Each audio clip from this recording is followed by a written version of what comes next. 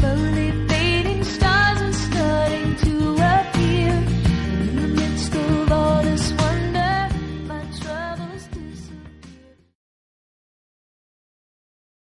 Deseamos instruirnos en tus verdades, pero queremos darte unos minutos de nuestra adoración hacia ti, preparando nuestro corazón. Te damos gracias, Padre, gracias, Hijo, y gracias, Espíritu Santo. Aleluya. Amén. Recibe toda la gloria. Levanta tus manos a los cielos y dile: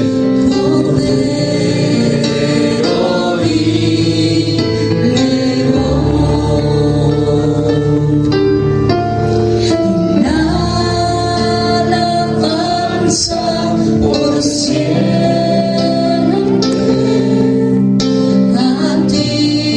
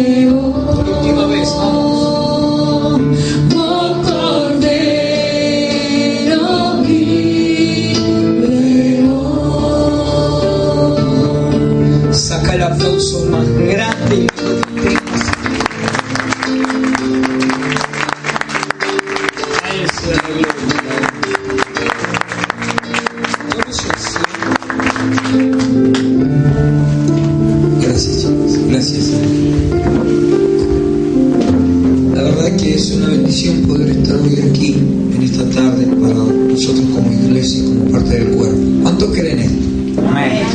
Y es una bendición hoy poder tener esta oportunidad, porque muchas veces se habla sobre finanzas, pero pocas veces se enseñan profundamente.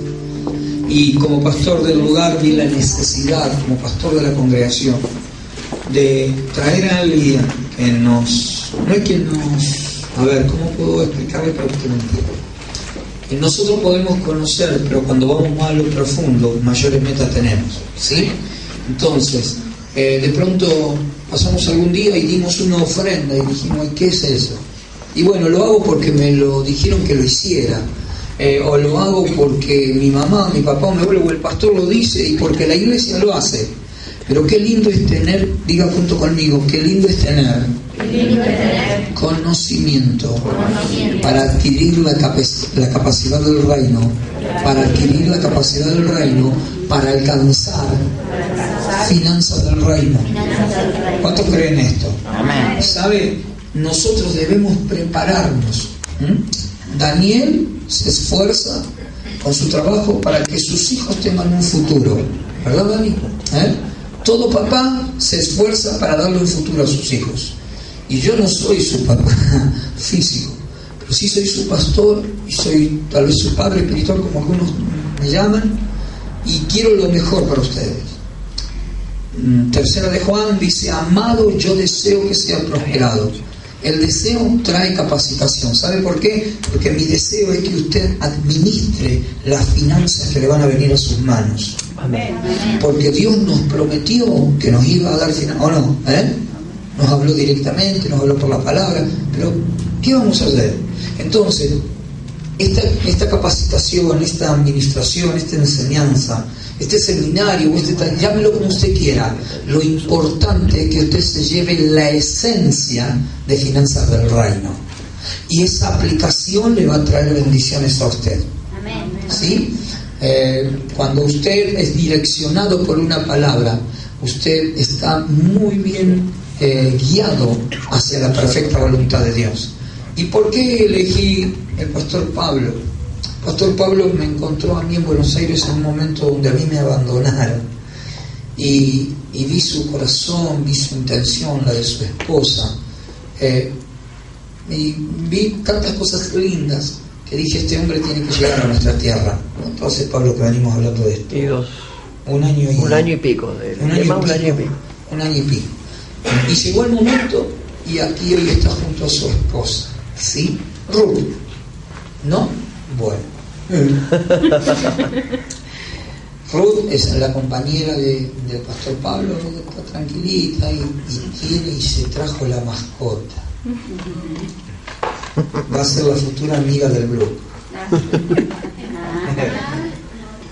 No, dice. ¿Sabe? Falta que hable ese perro. Pero bueno, más allá de todo esto, quiero que usted guarde estos principios que va a recibir. Que los ponga por obra y que abra su corazón, porque hoy Dios le va a entregar llaves de sabiduría para ministrar lo que viene. Amén. ¿Lo cree? Amén. Jodíalo el que está al lado tuyo y decirle, apaga el teléfono. Ya está apagado. Bien. Jodíalo de nuevo y decirle, no me molestes, a menos que el pastor Pablo te lo diga. Amén. Vamos a recibir con un aplauso de honra al pastor Pablo Arévalo, maestro en la palabra del Señor, que nos estará ministrando.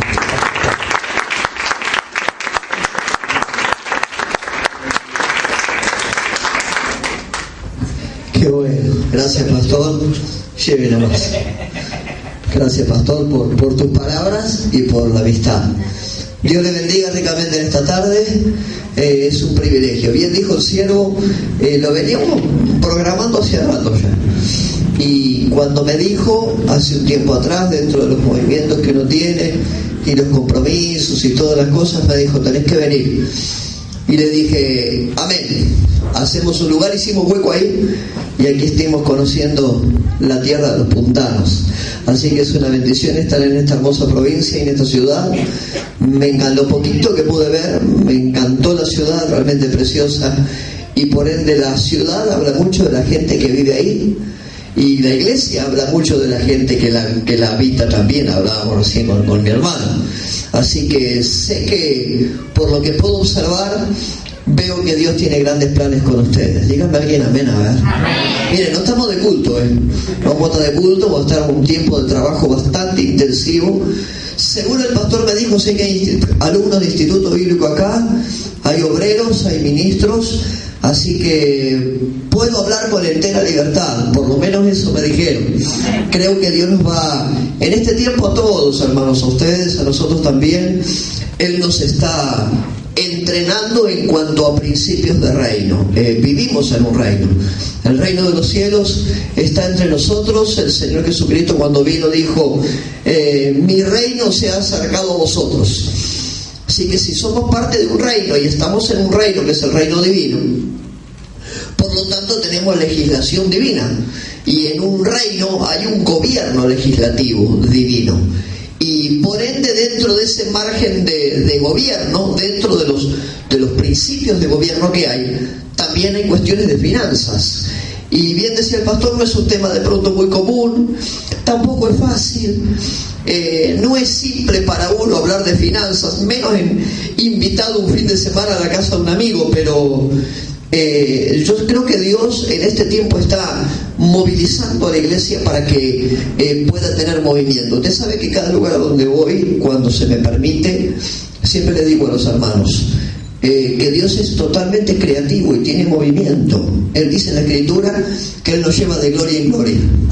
¿Se acuerda de eso, no? Dios nos lleva de gloria en gloria, de victoria en victoria. Ahora, si la Biblia dice que Él nos lleva de gloria en gloria, por lo tanto su presencia y la realidad de Él en nosotros tiene movimiento, y los movimientos de Dios son permanentes, y uno necesita, como las computadoras, estar actualizado frente a lo que Dios determina. Este es un tiempo donde se habla mucho de reino, se habla mucho de gobierno. Yo estoy ahí largándole algunas cosas al pastor, de las cuales estamos ministrando, y hablar de finanzas en el reino, por cierto, es un punto realmente importante. Yo creo que vamos a tener un tiempo por las próximas 3 horas bastante fuerte. Le digo cómo lo vamos a manejar, para que no creo que usted tenga la disposición de soportarme hablando sin parar durante 3 horas. Así que vamos a hacer 3 bloques de 45, 50 minutos, 1 hora como mucho cada uno. Después se toma un descansito de 10 minutos, se pone de pie, descansa, respira un poco, ya no me escucha tanto, y volveremos así al segundo y luego al tercer bloque. ¿Le parece bien? ¿Estamos de acuerdo? Ok, ¿trajeron Biblia? Amén. Bien, anotador o por lo menos lapicera para anotar, ¿trajo también? Yo hay cosas que cuando escribí el libro me acordé y lo puse. Si hay algo que de pronto tendremos que agregar, yo quiero que usted lo vaya viendo. Pero como le dije hace un ratito, ya el pastor me habló muy bien de ti, de cada uno de ustedes. Me dijo que gente entrenada en la Escritura, que está estudiando en el instituto, gente que son obreros y que tienen posición ministerial, así que puedo hablar como pastor con total libertad de algunas cosas que quiero nombrarles. ¿Todo tiene su carpeta ahí? Amén. Muy bien, vamos a la página número 1. Yo te puse como título ahí el término finanzas en el reino. ¿Por qué hablar de finanzas? Uno tiene que hablar de lo financiero, porque Dios desde el principio estableció un modelo de funcionamiento en cuanto al dinero, en cuanto a las finanzas y a los recursos, y por lo tanto, si estableció un modelo, estableció principios también, que vamos a tratar de verlos y revalidarlos en esta tarde. Comenzamos diciendo que las finanzas en el reino tienen que ver, te pongo ahí, con verdaderos mayordomos de Dios. ¿Qué es un mayordomo? Mire, un mayordomo, como en cualquier familia, algunas todavía los tienen a los mayordomos, como cualquier familia, un mayordomo es la persona que ejerce una administración sobre los bienes que un dueño le confía. Eso encuentro yo en la definición técnica de mayordomo, la persona que ejerce administración sobre los bienes que tienen un dueño. Entonces, si esto es así, nosotros pasamos a ser administradores, te pongo ahí, como ministros y como siervos, somos administradores. ¿De qué? De un recurso recurso que usted lo tiene en su mano y que yo lo tengo en mi mano, pero que no nos pertenece, que tiene un dueño. ¿Me está entendiendo lo que le digo, verdad? Dígame amén, ¿verdad? Entonces, nuestro dinero, nuestros recursos, nuestra capacidad financiera no nos pertenece a nosotros, les pertenece a un dueño que nos permitió y nos está permitiendo administrar los recursos que deposita en nuestras manos. En el Antiguo Testamento, te pongo ahí, quiero que veas su carpeta, el mayordomo es la persona que está a cargo de la casa. Cuando uno se mete en la Escritura, y vamos a ir desde el Antiguo parte para el Nuevo después, en el Antiguo Testamento el mayordomo era el tercero en importancia, el dueño de casa, la esposa de la casa o las esposas, y luego el mayordomo era el tercero en importancia en toda familia en el tiempo bíblico. En el Nuevo Testamento, te pongo ahí, hay dos palabras que se traducen como mayordomo. Me pareció muy puntual, hermanos, que pudiéramos arrancar desde el concepto bíblico de la finanza, donde lo que tengo no es mío.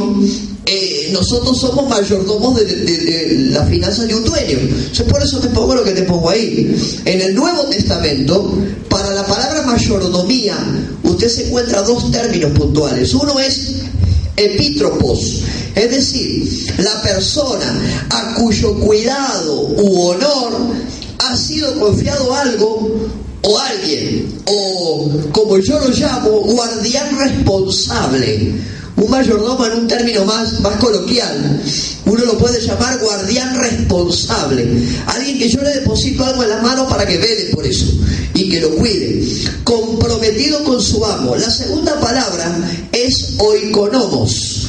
El término oikonomos en el griego significa administrador o superintendente, una persona que, aunque no es dueño, tiene la responsabilidad de todo como si fuera dueño. Entonces, todas nuestras finanzas, recursos, dinero y demás, cuando nos metemos en el lenguaje bíblico, uno entiende que no es mío, no soy el dueño, soy el responsable de cuidar los recursos que el dueño depositó en nuestras manos. Miren, oikonomos, de oikos, casa, y memou, que significa dispensar o administrar. Esa palabra oikonomos es un conjunto de administración y casa, la administración de la casa o de los recursos de la casa. Entonces, eso es lo que vos y yo tenemos en nuestro capital. Poco o mucho, lo que Dios nos permite tener no es tuyo. Decirle al que tenés al lado, no es tuyo. Tal vez decírselo, no quiero que se me duerma, estamos a la tarde, recién almorzaron y no quiero que ninguno se me duerma. No es tuyo. Lo que tengo no es mío, es de un administrador, dueño, en su posesión me permitió tener una parte de su riqueza. Ahora, mayordomo, te pongo ahí abajo, mire conmigo, generalmente la traducción es zar, que significa aquel que está a la cabeza, aquel que está por encima de la posición de los demás y que tiene una responsabilidad. Varios personajes bíblicos, hermanos, varios. Uno encuentra en la Escritura un montón de casos de gente que fue definitivamente correctos administradores. Por ejemplo, te pongo ahí algunos casos. Eliezer era mayordomo de Abraham. Abraham, aquel hombre que conocemos en la Escritura como padre de la fe. Bueno, él tenía en la casa distintos niveles de relación. Él tenía, por ejemplo, a un Eliezer, que dice en la Escritura que él era el mayordomo fiel o el siervo fiel de la casa. Luego tenía pastores, tenía ganado, tenía posesiones, tenía distintas áreas de trabajo y relación en su casa, pero si había alguien de su confianza inmediata, que uno lo encuentra en Génesis 12, 13, 14, 15 en adelante, uno se da cuenta que un hombre de confianza de él era Eliezer, mayordomo de Abraham. Yo no voy a leer la Escritura, a menos que lo requiera algún comentario, por razones de tiempo, pero los textos los tienen ahí en su carpeta. Eliezer era el mayordomo de Abraham. Otra escritura dice que José, aquel de la túnica de colores, ¿se acuerdan? José de la Biblia, que sus hermanos lo metieron en el pozo, después lo vendieron y todo lo que le pasó. Dice que José tenía un mayordomo que era su hombre de confianza. Te pongo ahí como ejemplo David y Salomón. Tanto David en su reinado como Salomón bajo el suyo tenían un mayordomo por excelencia en un grupo de personas que eran responsables de administrar los recursos de la casa y la posesión de la casa. Entonces, cuando la Biblia nos dice en 2 de Corintios a nosotros que somos administradores de los recursos de Dios, entonces uno se encuentra que lo que tengo no es mío, pero lo que sí tengo es una tremenda responsabilidad con el dinero que llega a mis manos, que no me pertenece, pero que tengo el deber de velar como guardián por lo que el dueño depositó en mis manos. Ese es el sentido de lo que la Biblia habla con respecto a mayordomos. Te pongo el caso de Nabucodonosor. ¿Se acuerdan Nabucodonosor? En Daniel capítulo 1 dice que Daniel llegó a ocupar un lugar de privilegio administrando algunas de las cosas del reinado de Nabucodonosor.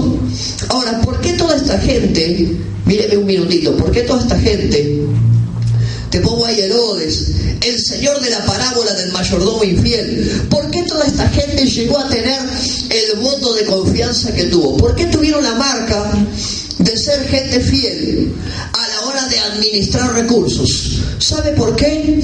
Porque entendieron desde el principio que tenían un deber legal que cumplir, tenían una responsabilidad de administrar algo que, aunque no les pertenecía, ellos tenían que hacer de cuenta como que era de ellos. Por eso se vio la identificación de que esta gente era gente fiel. ¿Me está siguiendo lo que le digo, verdad? Amén. Ahora mire, el último párrafo. El mayordomo era también el que dirigía el personal. Se estimaba en los tiempos bíblicos que déjame que lo llame de esta manera, los hacendados, como por ejemplo el caso de Abraham, que tuvo pastores, hasta Lot, su sobrino, dijo que tuvo muchos pastores, José en el tiempo administrativo de él, Moisés en función con su suegro cuando apacentaba las ovejas de su suegro, y tantos otros, siempre tuvieron un mayordomo, que el mayordomo era el responsable de elegir al personal que trabajaría para la casa. Mire el nivel de influencia y de poderío que un mayordomo tiene. Ahora sí, al que está al lado, Dios dice de nosotros, decíselo, dale, Dios dice de nosotros que somos buenos mayordomos. Eso dice la Escritura. Entonces yo no estoy diciendo nada que se invento mío. La Escritura dice que somos mayordomos en su reino. El mayordomo elegía al personal, llevaba las cuentas de la casa. Quiere decir que las cuentas, el manejo rentable del dinero de la casa, no pasaba por el dueño era el dueño, pasaban por el mayordomo. Nuestro Dios, como Rey de Reyes y Señor de Señores, como autoridad absoluta de un reino donde nos tiene a nosotros, que dice la Escritura en 2 de Pedro 2:9, que somos real sacerdocio, nación santa, pueblo adquirido por Dios. ¿Se acuerda de eso, verdad? Si la Escritura nos califica de esa manera, entonces tenemos la responsabilidad de un cumplimiento frente a lo legislativo en relación a la finanza en el reino donde Dios nos ha puesto. Y ahí cuando uno habla de finanzas de reino, llevaba las cuentas de la casa. Miren, el dispensador o administrador o mayordomo distribuía los artículos, distribuía los componentes, los alimentos para las distintas partes de la casa, tanto para su alimentación como para los que llevaban adelante sus trabajos. Todo este trabajo, yo te pongo en la primera página, todo este trabajo lo hace un mayordomo. ¿Cuándo? Cuando lo que tengo no es de mi propiedad, pero tengo el derecho de hacer una administración correcta. Eso es lo que piensa Dios de nosotros. Tu dinero, tus recursos, propiedades que Dios nos permite tener, posesiones, todo lo que llegue a tu mano, no es tuyo, es de Dios. Entonces uno arranca por el principio, diciendo lo que tengo no es mío, es de Dios. Ahora mire, página 2, de vuelta a la página. Según el Nuevo Testamento, los servidores de Dios, y ahí en esa lista entramos nosotros. Dígame alguien amén, ¿verdad? Amén. Yo no quiero que se me duerma, Estamos ahí todavía, ¿verdad? Bueno, ahí entramos nosotros. los administradores, los mayordomos. Según el Nuevo Testamento, los servidores de Dios son los mayordomos o dispensadores que Él ha puesto en su iglesia. Algunos de los pasajes que te pongo: Tito capítulo 1, Primera de Corintios capítulo 4 y Primera de Pedro capítulo 1, habla sobre esto. Él ha puesto en su iglesia. ¿Quién te puso? ¿O quién me puso? ¿A quién le plació elegirnos como administradores? ¿A Dios? ¿Qué es lo que hizo el pastor o los pastores del lugar? Lo único que uno hace es identificar un llamado de Dios y una postura de Dios. Lo único que uno hace. Uno dice, bueno, Dios nos habla, Dios nos revela, y uno habilita algo que previamente Dios ya eligió. ¿Me está entendiendo esto, verdad? Entonces yo te pongo ahí, según el Nuevo Testamento, los servidores de Dios son los mayordomos o dispensadores que Él ha puesto en su iglesia para trabajar.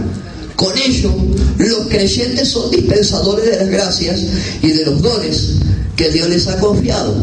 Sobre cada persona, Dios establece un don y un talento. Dígame alguien amén, ¿verdad? ¿Está bien? Sobre cada uno de ustedes, por lo menos, un don hay establecido. Te llegó al Señor, desde el momento en que llegó al Señor y Él puso su espíritu sobre ti, a partir de ahí, un don asignado por lo menos.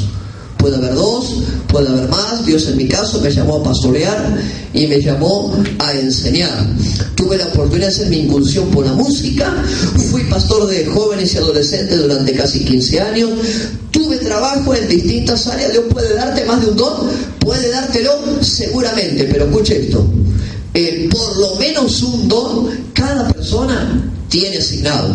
¿Está bien? Entonces, lo que usted recibe, lo recibe en condición de administrador, no de dueño. Lo peor que nos puede pasar es que alguien sea dueño de algo. Lo que Dios te dio no es para que usted sea dueño, para que sea administrador. La Biblia habla con respecto a ser buenos mayordomos. En una casa hay mayordomos. Ahora, el mayordomo puede ser bueno o puede ser malo. La Biblia registra casos de mayordomos buenos y también casos de mayordomos malos.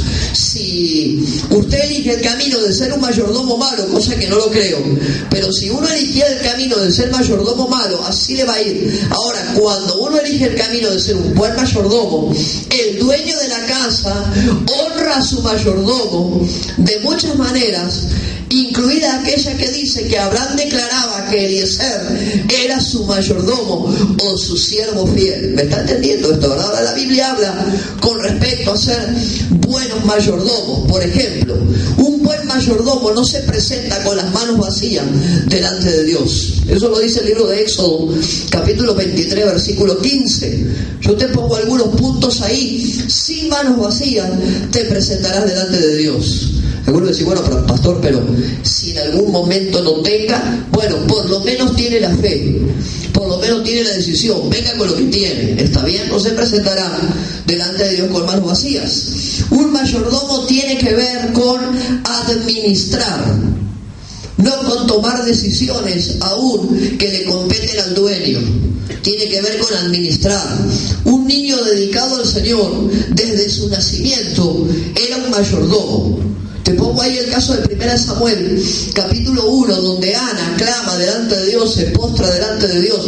La trataron hasta de borracha, Ana, por la manera en que lloraba y clamaba delante de Dios. Y un texto que me gusta de ese capítulo, de 1 Samuel 1, dice que Jehová oyó el clamor de Ana. Y desde la matriz de su madre, desde el vientre de la madre, Samuel fue consagrado como consiervo, como siervo, como mayordomo de Jehová. Un niño dedicado al Señor ya era mayordomo de entrada. Un mayordomo es una recompensa dedicada para el Señor de la casa. Usted tiene que ser para el Rey de Reyes, quien es el dueño de nuestros recursos. Usted y yo tenemos que ser, ni más ni menos, una recompensa. Ahora hay muchos que en vez de recompensa terminan siendo un dolor de cabeza. No digo que sea su caso, quédese tranquilo, no me mire con cara asustado, pero no digo que sea su caso. Pero hay muchos que en vez de recompensa son dolores de cabeza para el dueño de todas las cosas y para el rey de la casa. Nosotros tenemos que ser recompensa para el Señor. Mire, ser un buen mayordomo era la actitud del rey David. Uno en David puede ver un montón de cosas.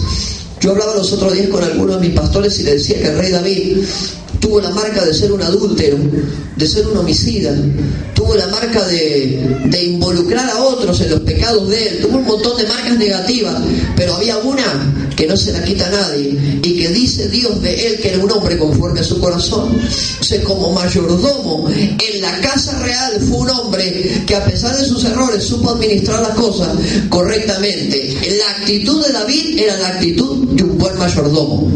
Dirigía los fondos para el templo. Dice 2 Reyes capítulo 12 que el rey David dirigía los fondos para el templo. Mire, no era dinero que lo usaba para él, eran recursos que iban para la casa de Dios. Un buen administrador dirigía los fondos para el templo. Es la actitud adecuada de un administrador el ser un buen mayordomo. Te estoy poniendo puntos bíblicos. Cada punto que te digo, mire, no es un invento mío. Cada punto que te doy te tiene ahí la contextura bíblica de lo que te estoy hablando. Después te pongo: el mayordomo maneja el dinero, comida, bebida y hasta el aceite para los trabajadores. Cuando se hizo la maratónica obra de reconstruir Jerusalén, si había un mayordomo que tenía Nehemías y que era un poco más que su propia mano derecha, dice la Biblia, que cuando Nehemías quería saber algo, Esdras sacaba el rollo. Basta que uno lea Esdras capítulo 2 y capítulo 3. Sacan el rollo y empezó a detallar la cantidad de gente que estuvo involucrada en el servicio, tantos para la puerta, tantos para levantar los muros, tanto en la guardia, los salmistas, los porteros, las mujeres, los niños. El tipo sacó la lista de toda la gente involucrada. ¿Eso quién lo hace? Eso lo puede hacer un buen mayordomo de los recursos del dueño de todas las cosas. Entonces yo te pongo ahí uno de tantos textos, Esdras capítulo 3. Ser un mayordomo, te pongo ahí en el libro, es la clase de sacrificio que Dios bendice. Dios bendice no en un nivel común, y no voy a hablar de esto porque tengo que enseñar y no te tengo que predicar, no te tengo que predicar, te tengo que enseñar. Ahora escuche, Dios bendice. Uno dice, ¿qué es lo que Dios bendice? Dios bendice el nivel del sacrificio, no el nivel común. Cuando uno se mete en la Biblia y se empieza a buscar cuál es el nivel que Dios premia y bendice, el nivel del sacrificio, entonces te pongo ahí, el ser un mayordomo fiel, cuando lo que tengo no es mío, es de otro, pero lo tengo en mi mano, ni más ni menos, es la clase de sacrificio que Dios va a saber bendecir a su tiempo y a su forma. Dígame alguien amén, a ver. Ser un buen mayordomo es honrar a Dios con bienes y con primicias. Cuando el jefe de familia terminaba la primera cosecha de la primavera o terminaba la segunda cosecha del otoño en el tiempo de Israel, sepa que los tiempos ya están a la inversa que los nuestros, Cuando terminaba la cosecha, lo primero que separaba era su primicia, la llevaba delante del sacerdote de turno y la consagraba a Dios, y el resto le pertenecía. Entonces yo te digo ahí, es honrar a Dios con bienes y con primicias. A veces la gente cree que solamente se honra a Dios viniendo al templo, participando del culto, dando una ofrenda o levantando la mano y adorando a Dios. Es una manera de la expresión de honra al Señor. Uno de los tantos elementos, no los únicos. Y uno se cree a veces, y no quiero ser malo con lo que te digo, pero es verdad, a veces uno se cree que viene al culto y ya con eso compró el corazón de Dios. Hay un montón de elementos necesarios para comprar el favor del corazón de Dios. Es honrar a Dios aún con lo que tenemos. Ser un mayordomo, te pongo en el libro, es una posición inmerecida. Lo que usted tiene y lo que yo tengo, lo tenemos por gracia. Amén. Dígame amén alguno, che, se durmió ya. Escuche, lo tenemos por gracia, pero no porque en la elección de Dios lo mejor que eligió lo tiene acá adelante. Uno no puede tener esa postura. En la elección de Dios, todo lo que vos tenés y lo que lo tenemos por gracia. Es por su misericordia que Él tiene el privilegio de darnos lo que nos da. Por su misericordia, dice la Escritura, inefable, indiscutible su misericordia, lo que nos permite a vos y a mí tener lo que tenemos. Por lo tanto, sepa que es una posición que no merecemos. Ser mayordomos de Él es una posición que no merecemos. Ahora escuche esto, sigo adelante, te pongo ahí. La falsa generosidad es una cuestión de jactancia, no es una cuestión valedera. Por eso la ofrenda de Abel Dios la recibió y la de Caín Dios no la recibió. Los dos vinieron a ofrendar. Los Dios prepararon su ofrenda, los dos prepararon, los dos trajeron, los dos vinieron a ofrendar, pero una se aceptó y la otra no. Se tenga cuidado a la hora de querer honrar al Señor, con qué motivación o espíritu usted lo hace. Ser mayordomo es parte de un cumplimiento de promesas. Te pongo ahí, se cumplen las promesas. Eclesiastés capítulo 5 versículos 4 y 5, que a veces uno no tanta bolilla le da, eso, a veces uno predica otras cosas o lee otras cosas, pero Eclesiastés 5, 4 y 5 dice: si usted promete algo y le promete algo a Dios, más vale que le cumpla. Versión Pablo Arévalo, ¿no? Más vale que le cumpla. Porque si no le cumple, no solo va a tener un problema con el dueño de lo que usted tiene en las manos, sino que encima va a tener un doble problema con lo que prometió y no cumplió. Amén. Yo a veces les digo a los hermanos: mire, si va a traer una ofrenda, va a traer un diezmo, con la cara. Dice que la cara revela la esencia de nuestro corazón, ¿verdad? La cara nos vende. Vos mirás la cara de alguno y sabes si está contento o no está contento, tiene ganas de estar, no tiene ganas de estar, si quiere dormir la siesta o quiere estar acá. La cara te vende. Ahora escuche, a veces uno viene con sus recursos, con sus cosas, y uno le mira la cara y la cara lo vendió de antemano. Entonces más vale, si uno va a hacer algo, que lo haga a conciencia, con la disposición correcta y con el corazón correcto. Porque hacer algo por hacerlo, a Dios no le sirve. Está bien, te lo doy de vuelta. Hacer algo porque lo tengo que hacer y no me queda otra, más vale no lo haga. ¿Dónde te pongo ahí? Bueno, cumplimiento de promesas. Los mayordomos habitan en lugares de privilegio, en palacios y en templos. Daniel, cuando fue seleccionado como parte de la comitiva de Nabucodonosor, ¿a dónde fue a parar? Al palacio del rey. Nehemías, cuando fue seleccionado como copero del rey, estaba el rey, dice la Biblia, no invento mío, estaba el rey, estaba la reina y estaba el copero. Tercero en importancia, ¿dónde estaba Nehemías? Era un esclavo, pero ¿dónde estaba? En el palacio. Entonces escuche, yo te pongo ahí: habitan en lugares de privilegio. Un mayordomo es un privilegiado en palacios y templos. Ahora, también hay malos mayordomos que profanan el altar.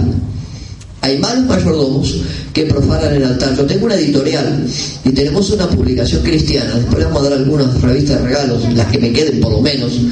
Y en esa revista he escrito un artículo hace unos meses atrás que tuvo una contundencia bastante brava con respecto a usurpadores del altar. Hay gente que tendría que estar en el altar y no está. Puse en esa nota y puse: tenemos gente en el altar, no es mi tema hoy, pero te lo comento, tenemos gente en el altar que discutiblemente tendría que estar en el altar. Entonces uno habla de usurpadores del altar. En el caso de los mayordomos, también hay malos mayordomos, y Malaquías capítulo 1 dice que cuando uno es un malo mayordomo, está profanando el altar de Dios. Cuando Dios te ve a ti y a mí, que nos vea como mayordomos buenos. Dígame alguien amén, sí, dígame amén, por lo menos, gríteme amén, amén. No te escuché, a ver, amén. Vamos de vuelta, amén. Amén. A veces el amén tiene que ver con una certificación de algo. Si Dios te va a dar algo, y yo le digo: amén. No creo que a Dios le quede mucha ganas de darme nada, pero bueno, vamos trabajando. Escuche esto. Hay malos mayordomos. Ahora, el buen mayordomo es como el oro, dice la Escritura, y la plata refinada. Malaquías capítulo 3. Él dice que cuando un dueño, un dueño, logra tener un buen mayordomo, es como el oro y como la plata, refinada a su más alto grado de pureza. La mayordomía se ejerce en privado. Uno no tiene que venir a hacer una exposición pública de que es un buen mayordomo. No hace falta, porque la verdadera mayordomía no se manifiesta en lo público, se manifiesta en lo privado, en la intimidad de la casa, en la intimidad con el amo de la casa o con el dueño de los recursos. Ahí es donde se ve el corazón de un buen administrador. ¿Está bien? No se ve en otro lado. La mayordomía correcta se ejerce en privado. Un buen mayordomo paga sus impuestos al gobierno de turno. Paga sus impuestos al gobierno. Dijimos al principio, finanzas de reino. ¿Habitamos en el reino? La respuesta es sí. Por lo menos eso creo, que estamos todos en el reino, ¿no? El reino de los cielos se acercó a vosotros, dice la Escritura. O sea, ahí estamos, voy yo.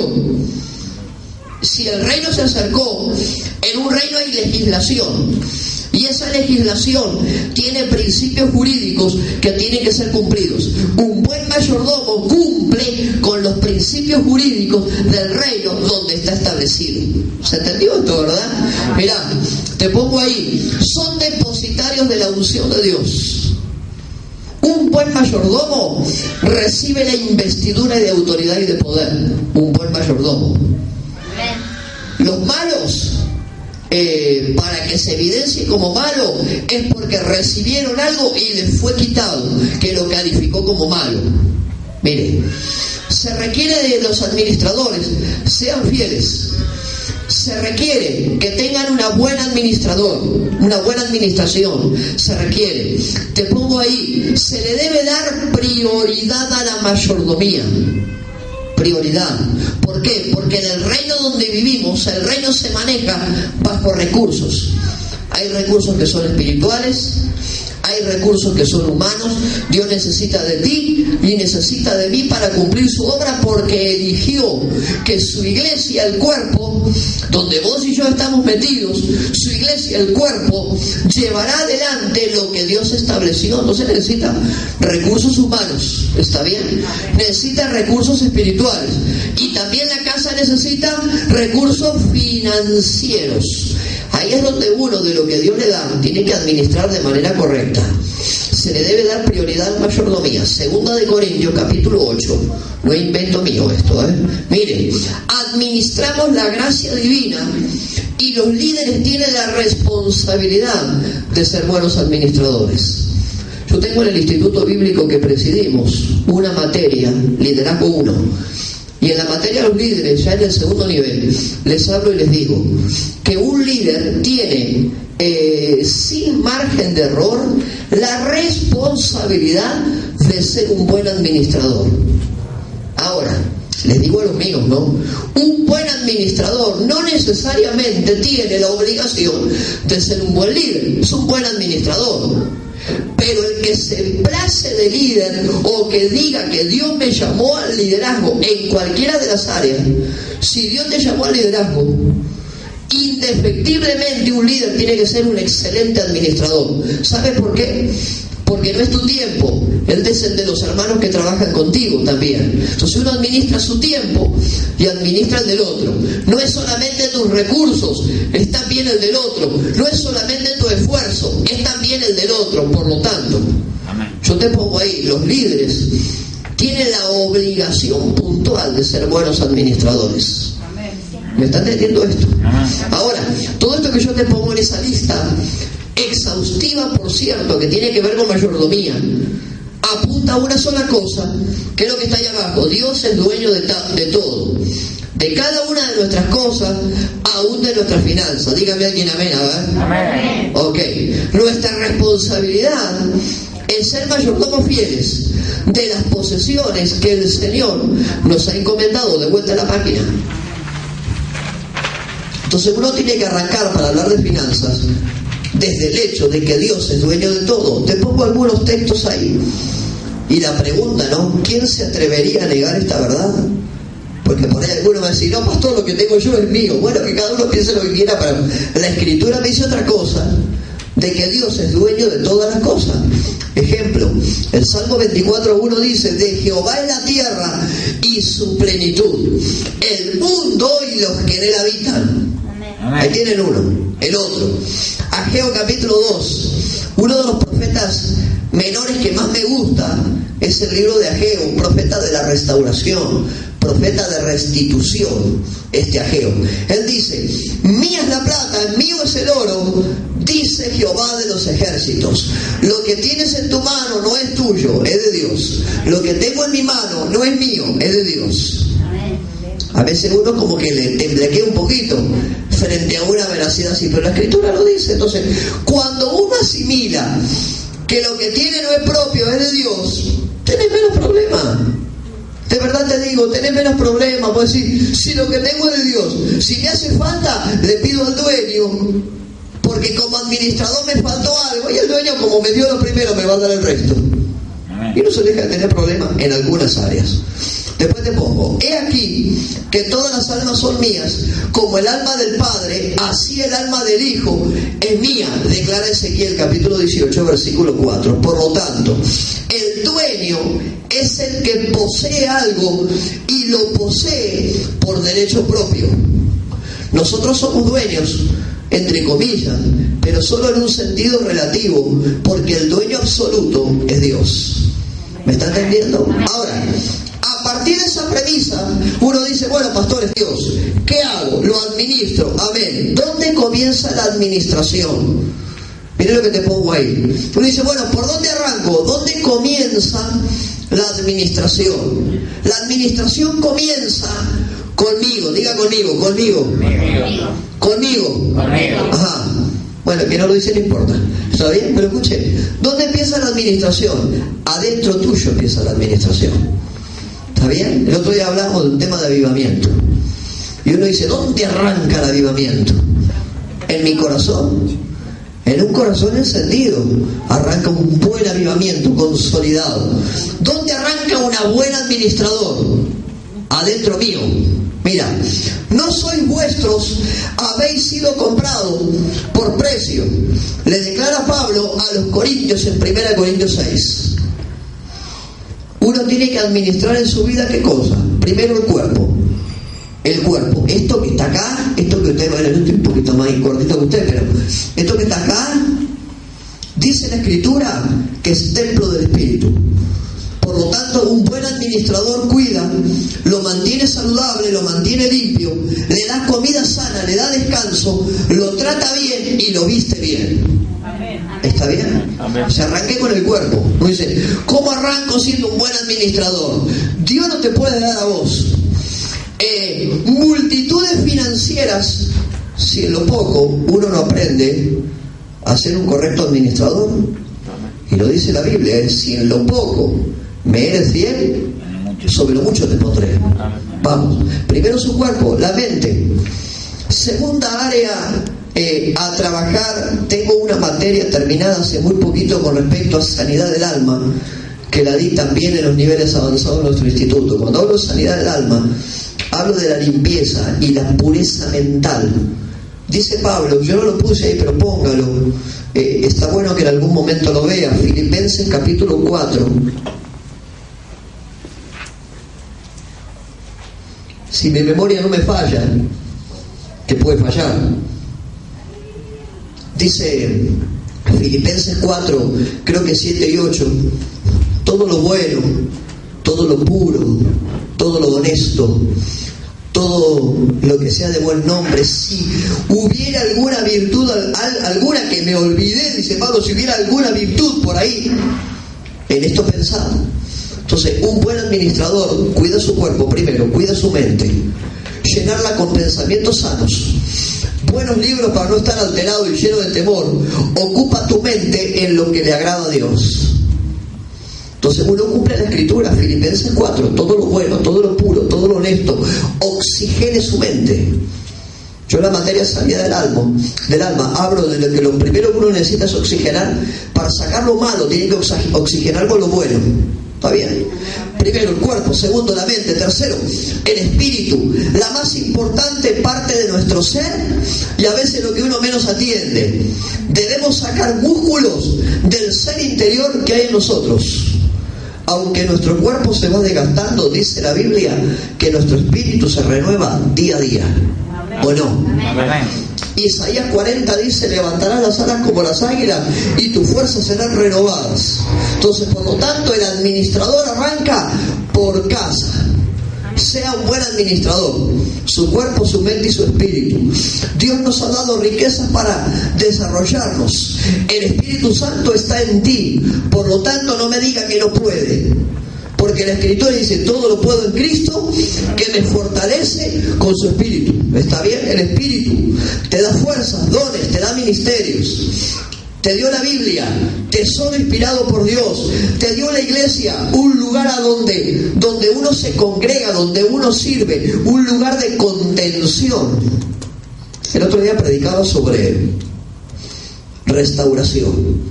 Y se está hablando mucho de restauración. Y gracias al Señor porque se habla de la restauración. Pero le decía yo a algunos hermanos que uno no puede hablar de restauración descolgado de la restitución, porque la restauración tiene que ver con volver a poner algo en el punto de origen, otra vez en el punto de principio. Eso es restaurar, volver a poner en el punto inicial. Entonces, si uno habla de restauración, tiene que hablar también de restitución. Y la iglesia es un ente restitutivo, es un ente restaurador, es un ente concentrador, donde uno tiene en la congregación el consuelo, la fortaleza, el ánimo, lo que necesita para que nuestro ser interior esté alimentado como corresponde. Entonces, tu espíritu, la Biblia, la iglesia, la oración, arma poderosa en nuestras manos. Yo no se lo tengo que decir, usted lo sabe. Y por lo tanto también recursos financieros para hacer y para bendecir. Dios le dijo a Abraham en una promesa extraordinaria en Génesis 12: te bendeciré y serás bendición. Hay gente que le agrega un D ahí: te bendeciré y serás de bendición. El D sáquelo, porque la Biblia no dispone ningún D. Dice: te bendeciré y serás bendición. El concepto cambia. La bendición camina contigo. Cuando Dios te bendice, la bendición camina contigo. Amén. Y le guste o no le guste, usted bendice igual, porque la bendición va contigo. Amén. Te bendeciré y serás recursos financieros para hacer y para bendecir. Ahora, administro mi cuerpo, administro lo que Dios me da. Hay un proverbio que dice que el tiempo es oro. ¿Está bien? Por lo tanto, a veces no es solamente hablar de dinero. Un buen administrador no habla solamente de dinero, habla de esfuerzo. Para mí, más que el dinero, un esfuerzo, la voluntad, el tiempo y las relaciones son muchísimo más fuertes que el dinero en sí. Usted no tiene relaciones, tampoco va a tener dinero nunca. ¿Digo verdad o no digo verdad? Entonces, a la hora de administrar no hablamos solamente de plata. Tiempo, esfuerzo, voluntad. El tiempo hay que valorarlo. Aprovechando bien el tiempo, dice la Biblia, porque los días son malos. Para no vivir el tiempo que resta en la carne, sino conforme a la voluntad de Dios, obviamente. De vuelta a la página.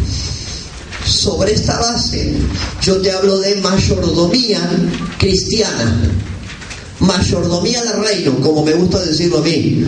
La mayordomía cristiana es el reconocimiento de que todo es de Dios, de que Él ha puesto algunas cosas en mis manos y de que somos responsables de administrar eso. Ahora fíjate, el título en negrita que le sigue, te pongo: nosotros somos mayordomos de Dios, por lo tanto de su casa. ¿Cuál es la casa de Dios? La iglesia. Diga conmigo: la iglesia. La iglesia.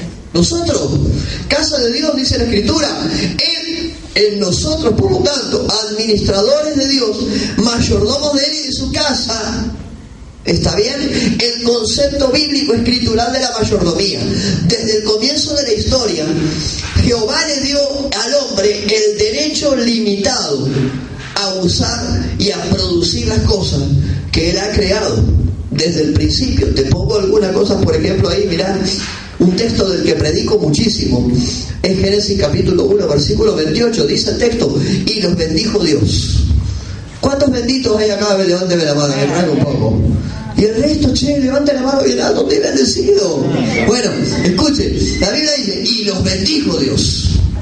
Ok. Y luego de bendecido les dijo. Ahora, un administrador tiene una posición de privilegio y bendecida su posición. Perfecto. Ahora, cuando se le concede el privilegio, el dueño empieza a pedir y te pide: fructificad.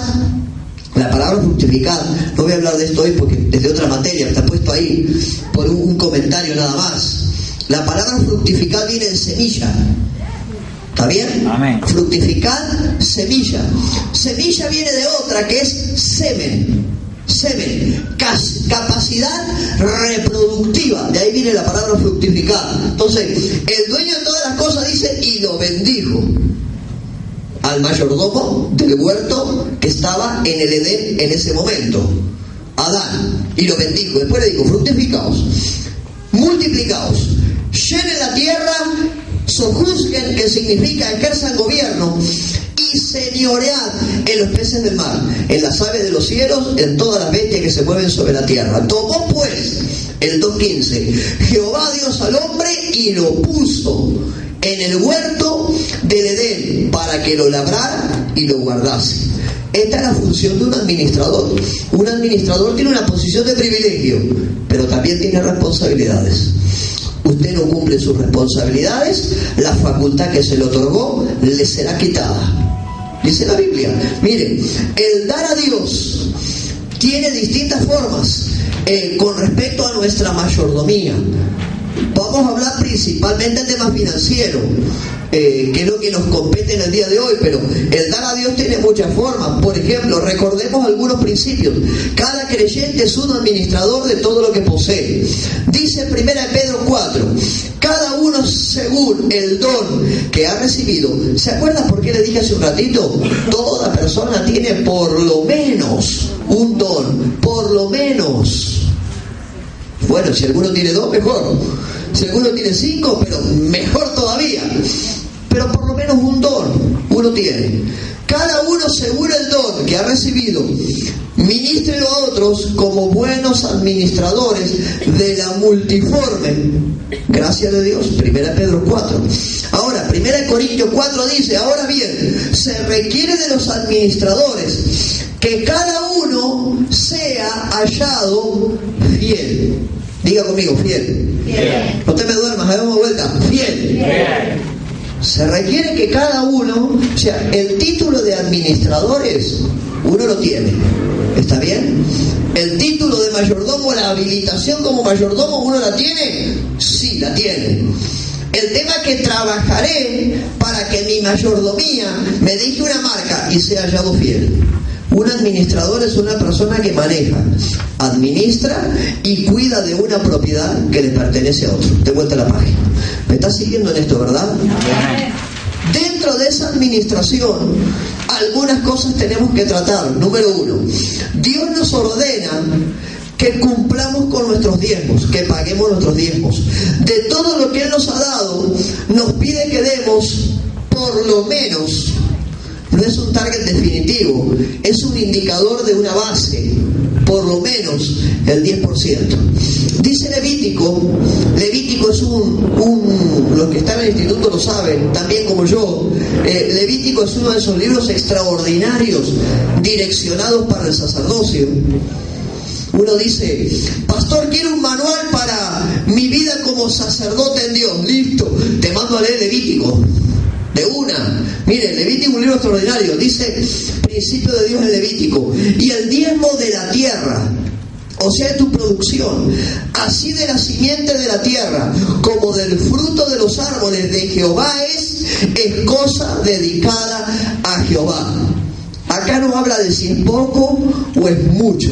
Acá dice que el 10% de tu producción le pertenece a Dios. ¿Está bien? Ahora mire esto.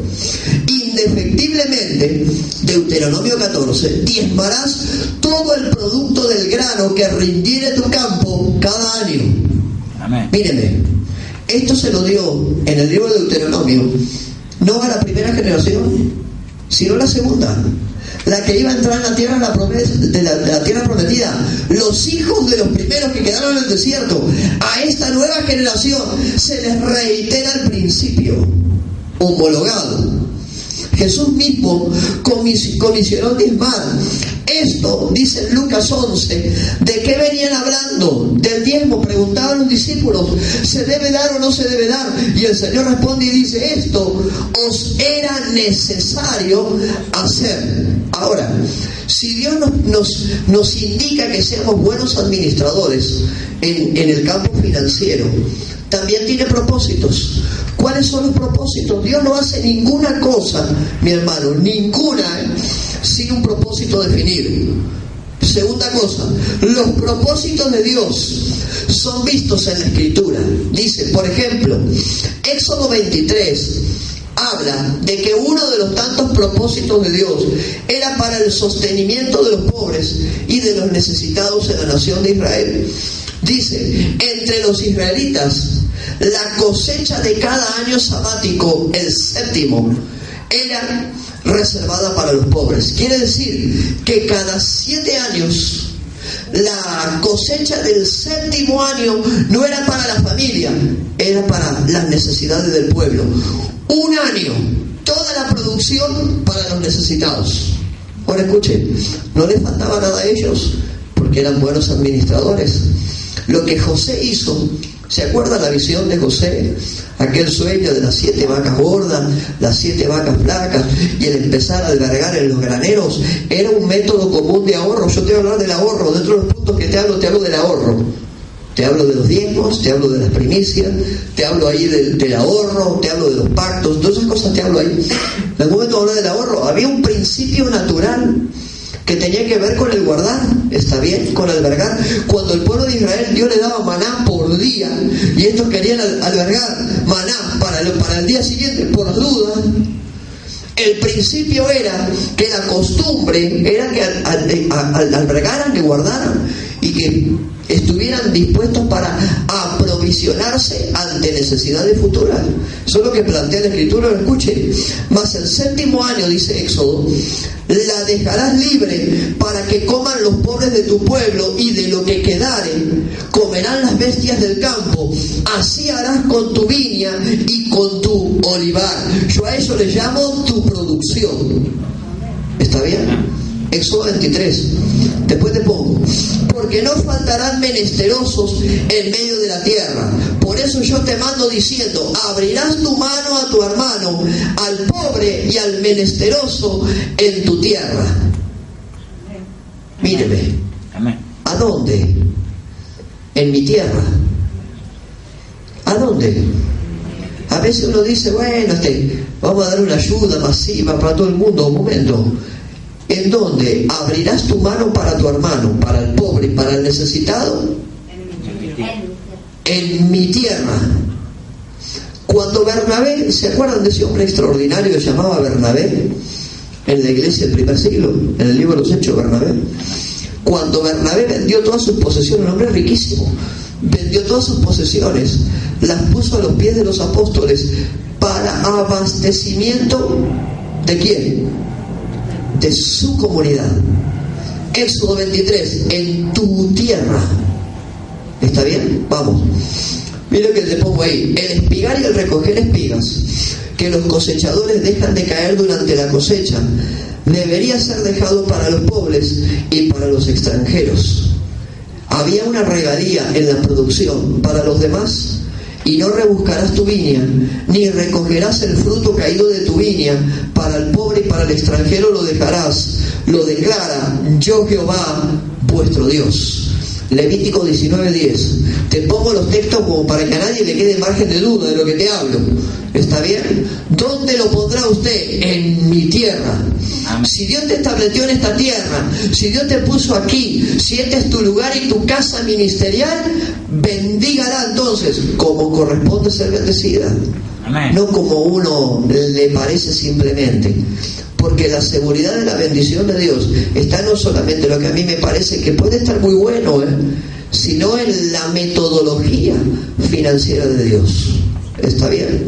Ahora, segundo lugar, para sostener a los levitas, aún Dios requería un diezmo especial cada tercer año, que era destinado para los levitas, los huérfanos, las viudas y los extranjeros. Escuchen, míreme, encima de que la cosecha del séptimo año había que entregarla, dice la Biblia que había que poner un diezmo por encima de lo normal cada 3 años para sostenimiento. Entonces Dios, mi hermano, tiene un sistema financiero que no encaja con nuestra matemática en más de una ocasión. No encaja. Miren, al fin de cada 3 años, te pongo ahí, sacarás todo el diezmo de tus productos de aquel año, y vendrá el levita y el extranjero y el huérfano y la viuda que hubiera en tu población, y comerán y serán saciados, para que Jehová tu Dios te bendiga. Ajá. Decirle que está al lado, esto es para vos. Decíselo, dale, animante, ¿qué le pasa? ¿Esto es para vos? Sí, esto es para vos. ¿Está bien?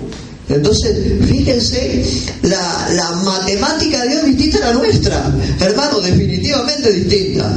Para que Jehová tu Dios te bendiga en toda obra que tus manos hicieren.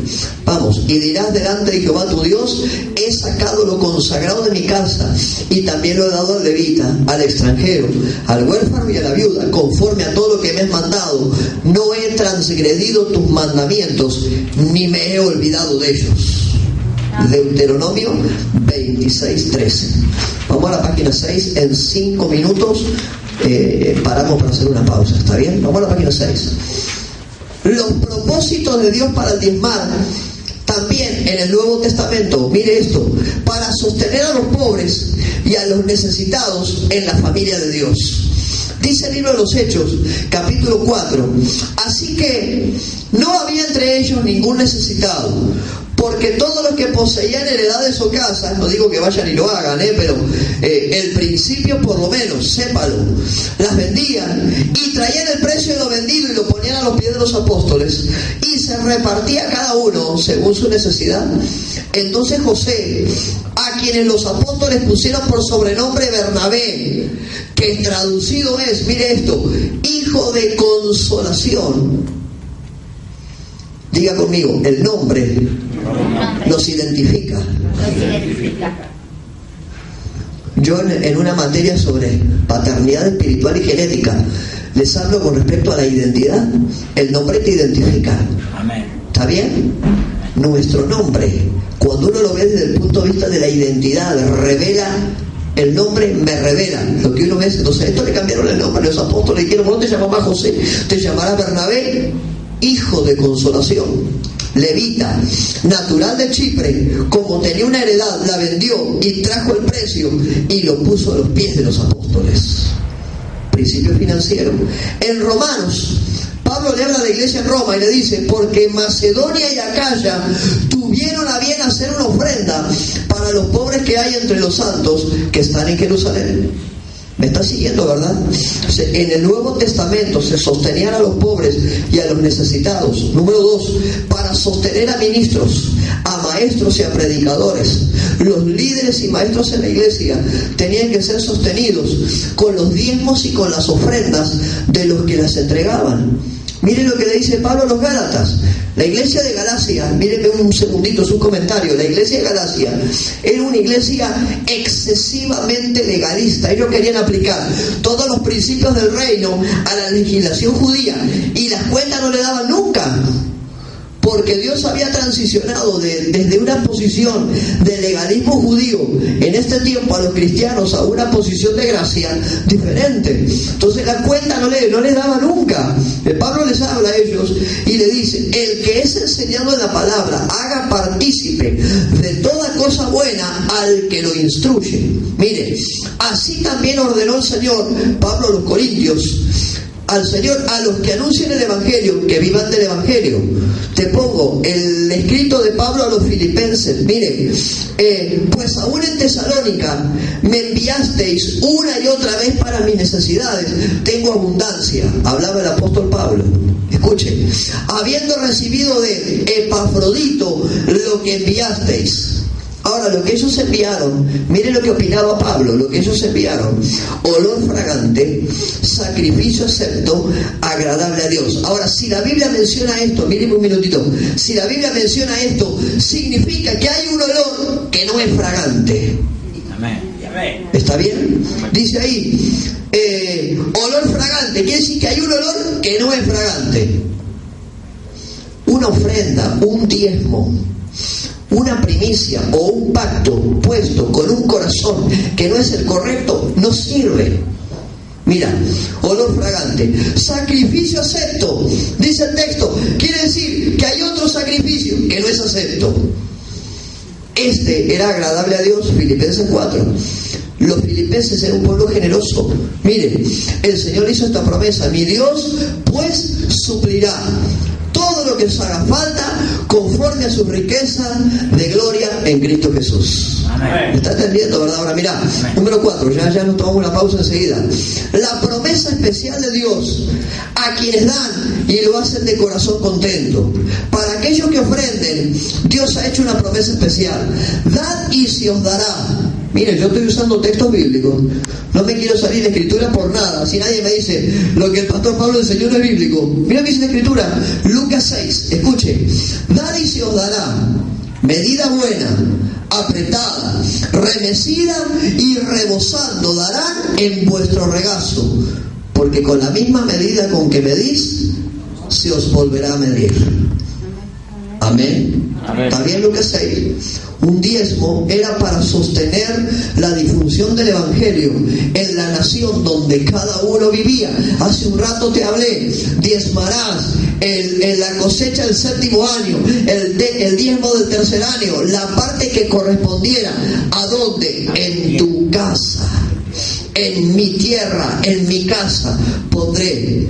El Evangelio se sostenía en cada lugar con los recursos locales de los hermanos y las iglesias. El segundo diezmo era para sostener los gastos en otras naciones, lugares donde sus habitantes todavía no habían escuchado acerca de Jesús. Y cierro con este punto. Mire, el diezmar, el dar, el pactar, sencillamente encuentro una sola palabra para esto: es un privilegio que Dios nos permite ejercer. Es un privilegio. Varios siglos antes de que la ley fuera dada en el monte Sinaí, Abraham diezmó el 10% a un representante de él que se le cruzó adelante, que su nombre era Melquisedec, rey de Salem. Le salió el cruce. Mire, todavía no estamos en sacerdocio levítico. A veces uno dice el diezmo del tiempo levítico. El diezmo no del tiempo levítico.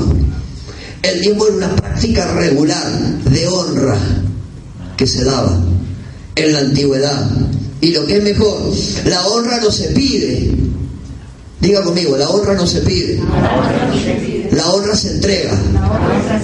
No te escuché convencido. Bueno, cuenta, la honra no se pide. La honra se entrega. Entonces, cuando le salió el cruce de Melquisedec, Abraham le entregó, le honró con el 10% de todo lo que él tenía a Melquisedec. Entonces, fíjese usted que el sistema financiero de Dios, el dar, el diezmar, el pactar, sencillamente es un privilegio que Él nos permite tener para mí y para vos. ¿Está bien? Amén. En la tierra a donde Dios nos ha puesto. Amén. Amén. Dios les bendiga. Terminamos este primer bloque, son las 4 de la tarde. Tómese 10 minutos, por favor. ¿Está bien? Estírese, vaya, venga, 10 minutos. No se levante, por favor. 10 minutos y nos volvemos a encontrar enseguida. Pastor Gabriel. Fuerte el aplauso, vamos.